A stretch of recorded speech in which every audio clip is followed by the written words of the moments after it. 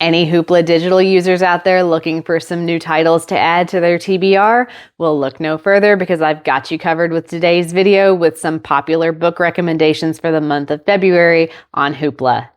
Hey there, book lovers. So I thought it would be a neat idea to do a list of book recommendations just pulled from the popular tabs on Hoopla, both on the listed on the app as well as the website. For Hoopla users, if you're not familiar with Hoopla and you missed my Hoopla digital video that I did a while back, you can catch that here. I'll also put a link to that in the description as well, in case you missed my overview and walkthrough of the website. If you need a refresher, if you didn't miss it, but it has been a while, you can catch that. But I thought it would be neat to kind of give you guys a list of book recommendations for the month of February from those popular tabs. So I grabbed a list of titles that were listed in either the popular instant ebooks or instant audiobooks popular tabs on there. For this month, there was a big long list. So I tried to pick things that I had either already read and enjoyed, or books that I am at least familiar with and am interested in reading, or have heard about and wanted to add to my TBR myself. So that's kind of the criteria that I used when I was picking out titles. And just to give you guys a heads up, I know I mentioned in that previous Hoopla video that I did, the catalog that I browsed from may differ from yours if you are a Hoopla user, just because depending on what your library system has set up with Hoopla, you may have a different catalog. So the titles in your popular tabs, if you go to browse what's popular yourself, may look different than what you see in mine. So just bear that in mind again. Just a whole host of different genres for you guys today. So let's just dive right in. So the first book I have for you guys might be familiar even if you haven't read the series. If you have caught the Netflix series Bridgerton, you'll probably recognize this one. This is The Duke and I by Julia Quinn, which follows the story of Daphne and Simon, who embark on a fake courtship. Simon is hoping to deter the mothers of society from parading their daughters in front of him in the hopes that he'll marry one of them. And Daphne is hoping to see her marriage and reputation prospects soar. Neither of them are expecting love to enter the arrangement at all.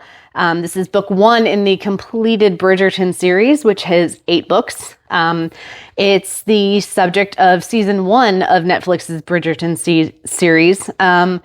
They are currently airing part 1 of season 4, with part 2 to release later this month. This is perfect for fans of the show who haven't read the books, or for those who want to read the books before watching. Now, I will say I have heard that they do change the plot of some of the later books. So just be aware the books and the show do tend to differ a little bit as the books go on. If you do start the series and get really into it, just be aware that they are apparently changing some things. I have read this series and really, really enjoy it.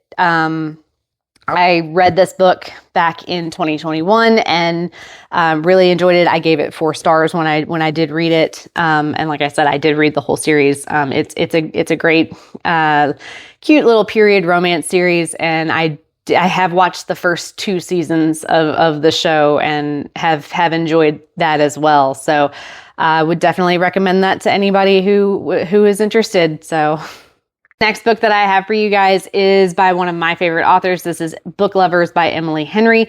This follows the story of literary agent Nora and book editor Charlie, who keep running into each other, and their encounters are anything but cute. But when they're forced to work on the same project together, they eventually start to fall for one another. This is a spicy enemies to lovers romance. It's, again, Emily Henry is one of my favorite authors. She's one that I have yet to read a book by her that I have just straight up hated. Like, I really have enjoyed every book of hers that I've read. This is one of my favorite books of hers. I read it back in 2022 and gave it 5 stars. The characters in this one are some of my favorite of hers. She is one that does character banter really, really well. It's very funny. It's very intellectual. It's a great read. All of her books are. And I would definitely recommend it to anybody, especially if you're looking for a romance to read in February before Valentine's Day hits this weekend. Definitely check it out. Another one that I have for you guys is, again, another one that I have read. It's another of my favorite authors. This is It Happened One Summer by Tessa Bailey. This is the story of wild child party girl Piper, who gets sent to run her late father's bar in the small town of Westport, Washington, along with her sister, and immediately runs into and starts off on the wrong foot with Brendan, a grumpy sea captain who thinks she doesn't belong there. Determined to prove him and everyone else wrong, Piper begins to fall for both Brendan and Westport. It's book 1 in the completed Bellinger Sister series, which is 2 books. It is a Schitt's Creek inspired rom-com for those of you who are fans of the show. There is actually a movie adaptation for this one in the works. There's no release date yet, but the film is in pre-production. I believe they have actually cast the main roles for the movie, which is kind of exciting. But like I said, Tessa Bailey, I've said it before, is one of my favorite authors. She's another one that I will get my hands on her newest release as soon as I can. I read this one, again, back in 2022. I gave it 4 stars. There have been a couple of hers that I haven't enjoyed, but overall, I tend to like most of her books. Again, she's another one that just is really good at writing funny, character banter, and, yeah, so I really enjoy this one. This is another one that if you're looking for another romance to fit in before Valentine's Day, I would definitely recommend picking this one up. The next book I've got for you guys is Flawless by Elsie Silver. This is the story of pro bull rider Rhett Eaton, who's forced to clean up his image after a public brawl, which means he gets saddled with his agent's daughter Summer to provide full supervision. But that isn't such a great idea when they're both attracted to one another. This is book 1 in a completed series, the Chestnut Springs series, which is 5 books. It's a small town romance series. It is also set to be adapted into a TV series by Netflix, but there's no release date yet. It is apparently in early development. This author is one, this has been on my TBR for quite a while, as well as another, of her series. I have been recommended this author, quite a bit, and I haven't gotten around to her yet. But I have been told that she is, a good read. So again, if you're looking for another romance, before Valentine's Day gets here, I would definitely recommend checking this one out. I have heard a lot of good things about this series and this author in general, so I don't think it would be a mistake. Shifting gears a little bit from romance to mystery, we have The Locked Door by Freida McFadden. This is the story of Nora, who is a successful surgeon and discovers that one of her female patients has been murdered. In the same way, her father, a notorious serial killer, used to kill his victims. So now Nora is afraid someone knows who her father is and is trying to pin his crimes on her.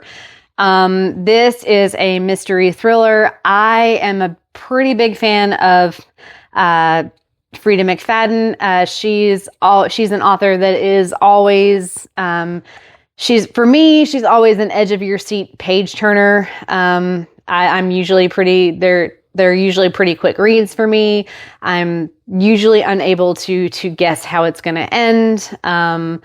If you're looking for a quick quick mystery read. I have not read this one. I've read several others by her, enough to confidently say that this one's probably going to be a good read, if that is something that you are interested in. If mystery thrillers are your thing, then I would definitely recommend checking this one out.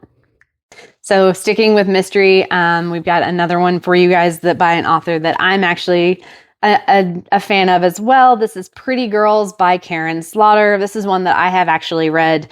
I read it back in 2024 and gave it 4 stars. This is the story of Claire and Lydia, who haven't spoken in years, since their sister Julia disappeared 20 years ago.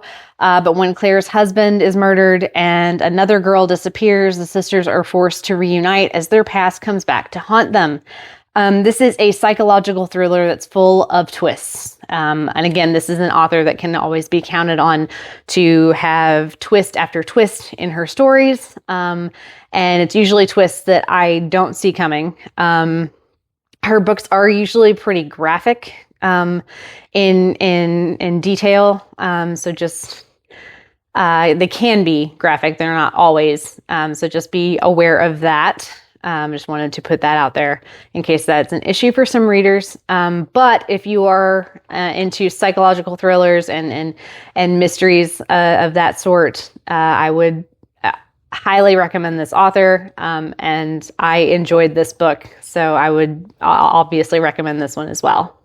Shifting over to fantasy, which if you've caught any of my videos since the beginning of 2026, you've probably noticed I'm a big fantasy reader. And if you've seen any of my earlier videos, you may have noticed that I've recommended this book a couple of times. I'm a big fan of this one. This is The House in the Cerulean Sea by T.J. Klune. This is a story of Linus Baker, who is a caseworker for the department in charge of magical youth, who gets sent to Marsyas Island Orphanage to determine whether or not the 6 magical children who live there are likely to bring about the end of the world.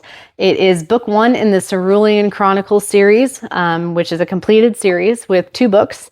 It is a heartwarming fantasy about found family and acceptance that I can't recommend enough. I read this book back in 2024. I gave it 5 stars.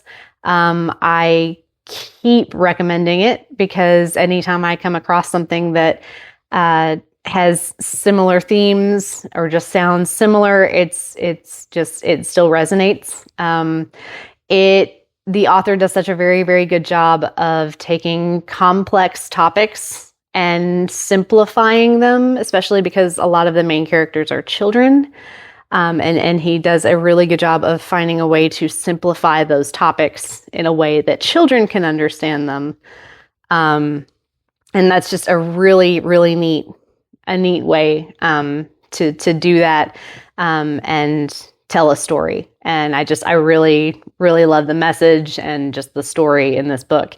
And it's a great read. And if you're looking for something heartwarming and with a happy ending, I would definitely look into checking this book out. The next book that I have for you guys is Lightlark by Alex Aster. This tells the story of every 100 years, the island of Lightlark appears for only 100 days to host a deadly game. In this game, the rulers of 6 realms fight to break their curses and win unimaginable power. To break their curses and save themselves and their realms, one ruler must die. This is book 1 in the Lightlark series, which has 4 books in it. It's a fantasy. I have seen this one around countless times. The covers always catch my eye. It's been on it's been on my radar for a while. And it looks and sounds interesting enough that it might end up on my TBR and I will eventually read it. I think like I said, it's a fantasy. Like I said, it sounds very interesting. The stakes are there. But yeah, I will have to check this one out. Next up, we have Reign of Shadows and Endings by Melissa K. Roehrich.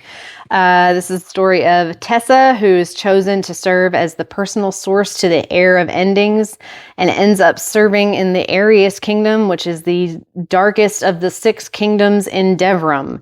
And she will do anything to escape her new destiny. So this is book 1 in the complete legacy series, which is 4 books by this author. This is a dark romantic fantasy with possible triggers. So did want to throw that in there. There might be some things that might be possibly triggering to some readers. So watch out for that if you do decide to read this one.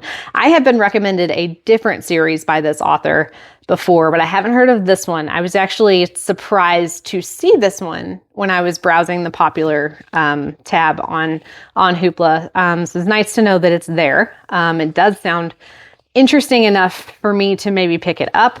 Not so sure about the dark fantasy and dark romance. We'll have to see how I do with that. Not really sure if that's my thing, but the only way to find out is to give it a try. So I'll definitely have to see how that goes. And the last book that I have for you guys today is Metal Slinger by Rachel Schneider. This is the story of Bryn, who has spent her life training to be a guard, but an intense encounter with an enemy soldier changes everything she thought she knew about herself and the life she thought she wanted. This is book 1 in this author's Fire and Metal series. Book 2 is expected to be out in June 2026. This is a fantasy series. I have seen this one around very recently. The cover looks really pretty. The summary sounds, right up my alley for the kind of fantasy books that I like to read.